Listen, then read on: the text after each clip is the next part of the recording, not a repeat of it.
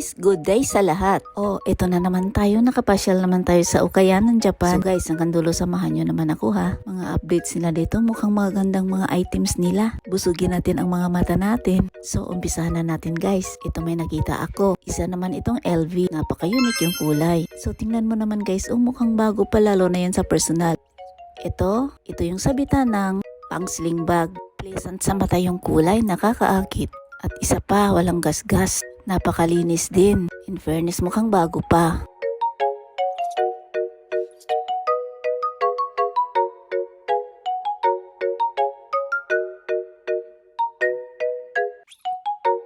Ito rin isang LV. Unique naman ito. Pang sling bag din ito. Tos ang ganda ng kulay. Mga ganitong kulay. Favorite ko rin, malamig lang sa mata. Ang linis din guys, gray. Tingnan mo naman yung yung pang sling bag. Napakalinis. Yung style naman niya ganyan lang, napakasimple. Tapos parang lang yun siya, wala siyang zipper. Yung para, anong tawag niyan sa Tagalog guys? Basta mahihilain lang siya sa taas. Tapos masarado na. Yung style naman niya, unique. Tingnan mo naman yung yellow. Ay naku, ang hirap mag-explain. Basta guys, understand nyo na lang ako. Isa pa to, napaka-cute. Isa rin itong sling bag. Guys, tingnan mo naman ito. Ang daming details. Hindi siya simpleng style lang ha. Yung kanto for kanto ba ang kanda. Tapos may mga hardware pa siyang parang nakadikit. Ito ang ganda ng handbag. Tapos pwede rin siyang sling bag. Kulay pink pa. Ang lakas maka-girl, di ba? So yung presyo din siyempre. Kahit maganda, kaya ganun talaga. Yung puwet niya malapad, kaya maganda rin. Marami kang mailalagay. Maliit lang siya tingnan pero malawak to guys kahit malapad yung puwet. Kaya solid dito kahit siya maliit lang. Tapos yung hardware niya wala ring gasgas. At ito pa, may nakita na naman ako. Napakaganda, kumikintab din sa kamera ko. So ngayong araw na to busog na busog yung mga mata natin ha. Hindi lang ako. Ito na nga guys. Hindi siya makamahalan dahil 50k pataas lang yan. So guys, sa mga interesado, research kaya nyo kung sa bago kung magkano to. Dahil ang ganda rin nito ha. At tama lang din yung laki, hindi siya maliit, hindi rin siya sobrang laki. Kaya perfect din ito, lalo na pag naka-jeans ka rin. Ay naku guys, ang ganda, wala siyang gas-gas. Tapos yung hardware niya solid na solid, gold na gold talaga. Ito naman ay isang sling bag.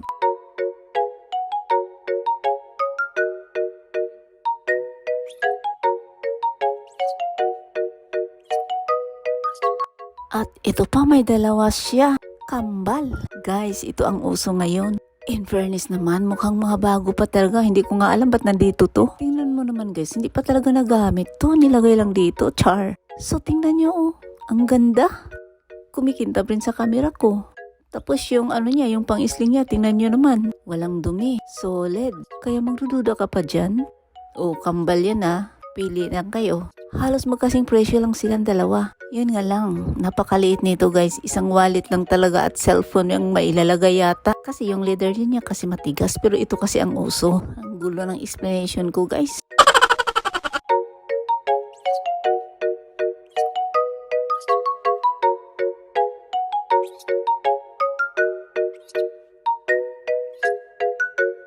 So guys, hanggang himas na lang tayo. Hanggang touch ba?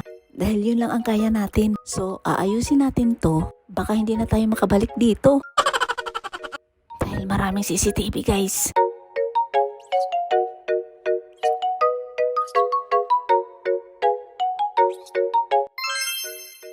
Ito napansin ko yung t-shirt na to, yung Moncler. Ang ganda rin guys. Ganda ng pagka-red. Pero yun nga lang yung presyo. Maganda rin. Yun lang, share ko lang. Ang daming mga branded na damit rin dito. At magaganda rin.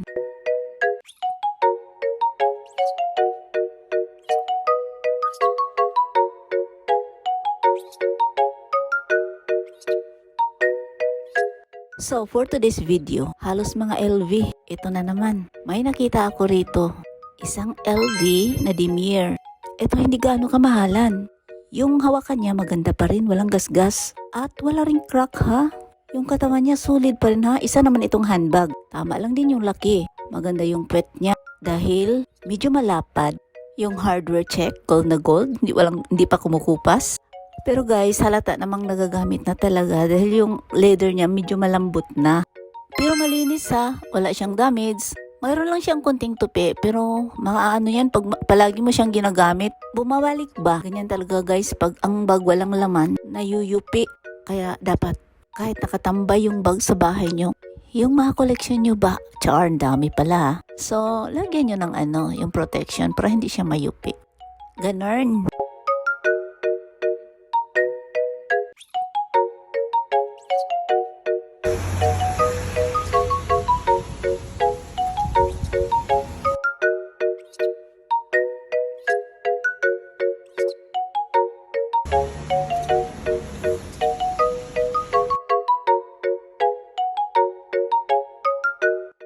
So, ito naman isang monogram na LV naman ito. Yung laki naman niya, check. Long shoulder lang siya ha. So, sa tingin ko guys, medyo pricey siya. So, titingnan natin yung puwet check. Maganda. Pero medyo madumi yung gilid-gilid. Dahil may maraming crack. Ito pa yung hawakan marumi at talagang sagad sa gamit. Dahil marami rin siyang crack. So, kayo na ang humusga guys kung saan kayo. Dahil marami talagang pagpipilian. So, itong isa naman itong sling bag. Or body bag ba? Or shoulder bag. Yan na lahat na. Sinabi ko na. Ito guys, maganda pa yung condition niya. May tupi lang konti. Mas bet ko pa to. Medyo mas mura siya sa isa. At yung condition naman niya, mas okay. Kaya, ito na. Hindi ko naman bibilhin guys. Tiningnan ko lang. Malinis kasi siya Di ba kita nyo naman walang crack. Tapos yung gilid din solid. Medyo malaki din siya konti. Maganda rin to pang collection. Char. Maganda nga talaga yan. So, yan lang guys. Share ko lang. Share ko lang yung isa may watermark pala. Yung shoulder bag naman, napakalinis. Kaya maganda yun.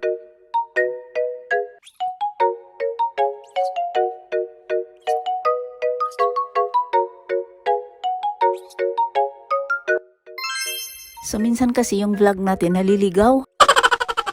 Napunta na naman tayo dito sa tsinelas na tong mamahalin. So, ito naman ay isang Dior. Ito banda rito. Mga branded shoes, mga tsinelas, paminsan-minsan. Ayan, i-video ko lang. O yan guys, ang dami diba? Ang haba din ng mga branded, pera lang ang wala. So, ito na tayo. Ito yung main natin Guys, ang ganda nito sa personal. Hindi siya gaano kamahalan. Isa itong Cartier ha. Tingnan mo naman, unique yung style niya. Pahaba to siya. Sa personal, makita mo to napakalinis. Walang gas-gas. At yung hawakan niya unique. Yung sa puweta naman niya guys. Dahil maalikabok din kasi itong stantin na to. Ano ba yan? May kunting alikabok lang yan. Pero kabuuan ng linis yan. Kunting lang yan. Pahid. Trapo punas ba? So, ito bubuksan natin. Ang ganda rin sa loob nito guys. Tingnan mo violet pala sa loob. Tapos may dust bag.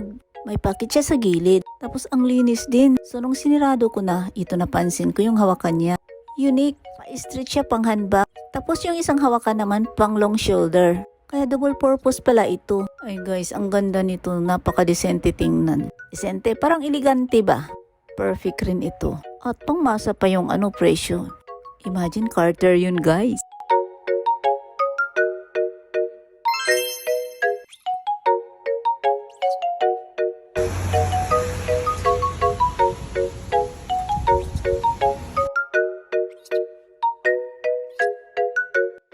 Ito ay isang Salvatore. Ganda din ang hardware. Gold na gold. Ganda.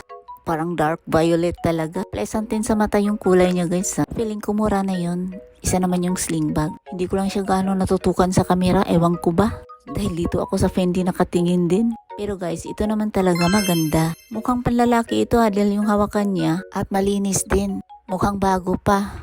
Ang lapad ng puwet. Maraming mailalagay ito. Yung style niya, ang ganda rin.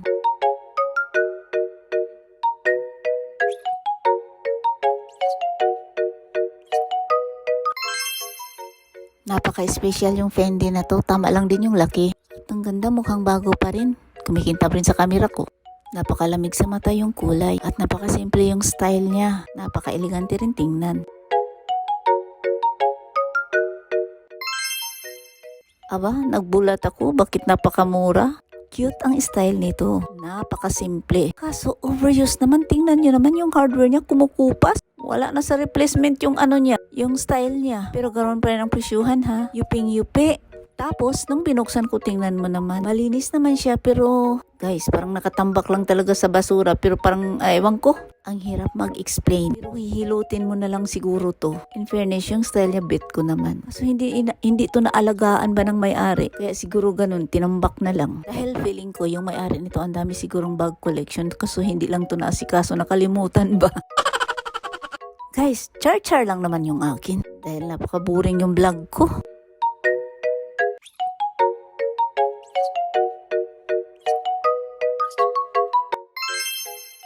Oh, ito may nakita akong MK. Style Vuitton to guys. Ganon din kalaki. Yun nga lang. Yung presyuhan iba. At napansin ko may gasgas siya malaki. Kaya pala mura. Dahil maganda rin yung MK. Mga low budget dito na lang kayo. Or tayo ba? Pero hindi na yata ito bagay sa akin ngayon, char. So guys, seryoso na ako. Maganda rin naman talaga ito at malinis din. Mukhang bago pa. Ito naman yung isa, MK din. Isa naman itong pack bag. Malinis rin. O, kayo na ang humusga. Kung ano ang bet nyo, low budget, ito na yung atin.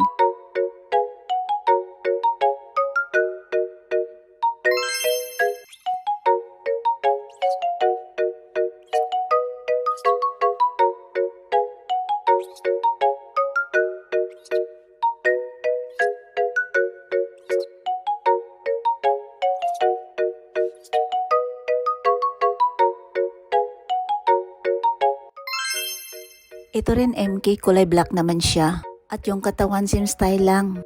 Same din ang laki. Malinis, mukhang bago pa rin. Ito walang gasgas guys. Nagkakaiba lang sila dito sa pang sling bag. Dahil ito naman ay tela. Yung isa naman kasi leather. So ito guys, oh. Mayroon pa siyang maliit na wallet. Wow, ganda rin. Ito yung purpose siguro. Lagayan ng queens ba to guys?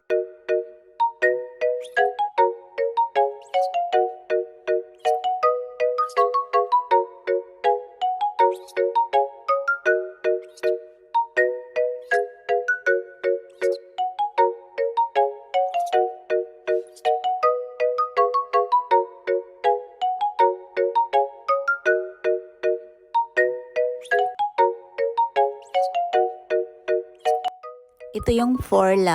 Ganda ng kulay rin ito, elegante. At napakasimple. Ang gusto ko rin dito, malambot yung leather.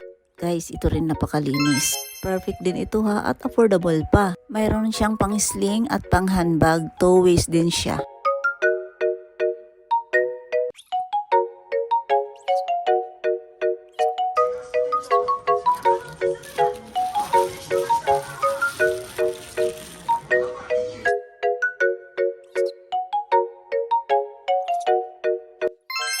Ito, isingit natin yung sapatos na to. Napakalinis, di ba? At maganda pa. Yung isa Adidas, ito naman ang Converse. Guys, ito ang uso ngayon, oh. Mga bagong labas ng Converse. Magaan lang to. Ganda rin to pang forma. O, tingnan mo naman, oh. Makapal na siya. Yung talampakan ba? Tatangkad ka talaga nito.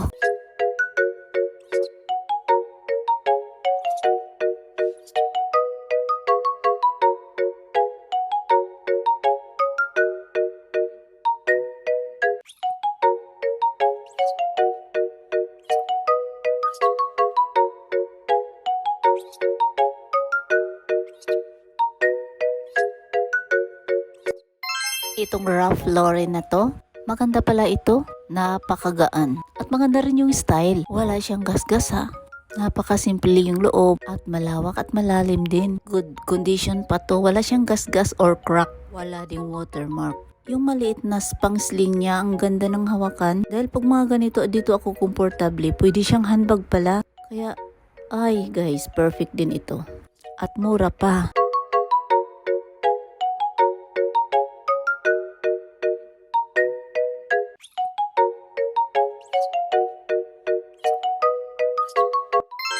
Ito, quick video lang to. Dahil may nakatingin sa akin. Hirap, baka masita tayo. So, ito na nga guys, ang ganda yung Prada na yun. Yung presyo din maganda.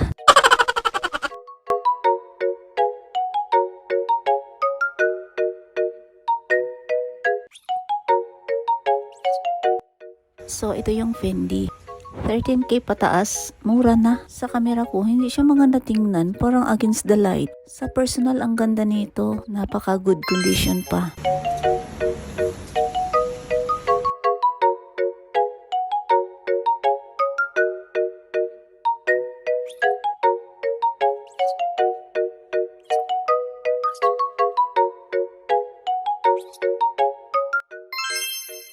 So, ito naman yung down jacket. Fendi rin.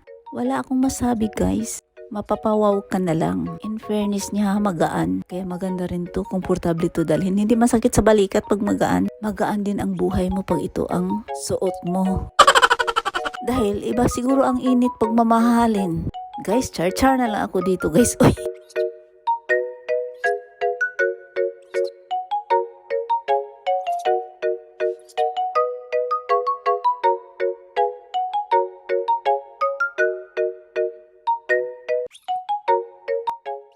Ito yung Marni. Ganda ng kulay, napaka-colorful. Malinis din. So, perfect rin ito. Good condition pa.